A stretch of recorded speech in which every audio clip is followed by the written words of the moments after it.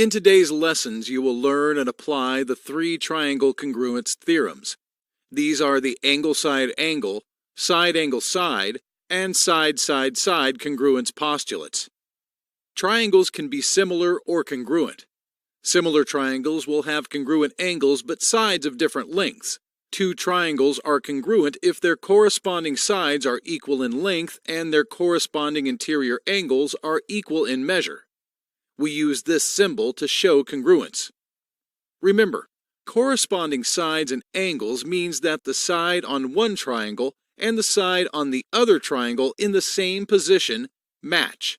You may have to rotate one triangle to make a careful comparison and find corresponding parts.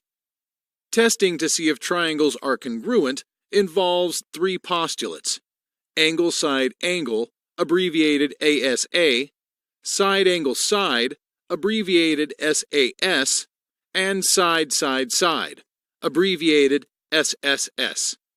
Let's take a look at the three postulates, starting with the angle-side-angle or ASA postulate.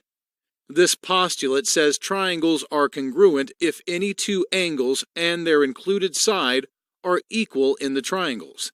An included side is the side between two angles. Let's compare two triangles, triangle CAT and triangle BUG. Notice that angle C on triangle CAT is congruent to angle B on triangle BUG, and angle A on triangle CAT is congruent to angle U on triangle BUG. See the included side between angle C and angle A on triangle CAT? It is equal in length to the included side between angle B and angle U on triangle BUG. The two triangles have two angles congruent and the included side between those angles congruent. This forces the remaining angle on our triangle CAT to be 180 degrees minus angle C minus angle A. This is because interior angles of triangles add to 180 degrees. The postulate says you can pick any two angles and their included side. Next we have the side-angle-side postulate, or SAS. Here, instead of picking two angles, we pick a side and its corresponding side on two triangles. The SAS postulate says that triangles are congruent if any pair of corresponding sides and their included angle are congruent. Pick any side of triangle JOB. This works no matter where you start. Move to the next side, in whichever direction you want to move, which will sweep up an included angle.